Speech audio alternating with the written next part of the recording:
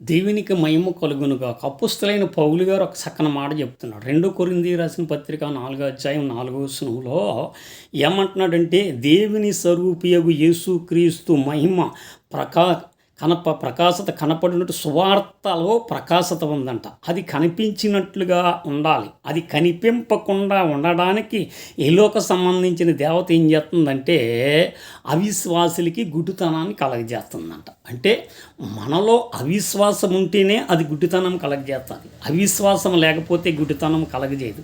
మనం విశ్వాసం ఉంటే ఈ చెట్టులు ఎక్కడ పడమంటే అక్కడ పడద్దన్నాడు యేసు ప్రభువారు. మనం అవిశ్వాసులం అయితేనే మనం గుడ్డివారం అయిపోతాం.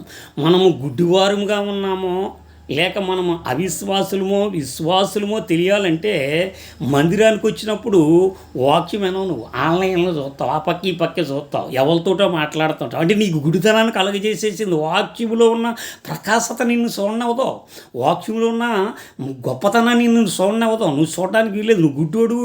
అందుకు చెప్పేవాడు కూడా పరిశుద్ధ గ్రంథంలో ఒకలాగా రాసి ఉంటే ఇతను ఒకలాగా రాస్తాడు.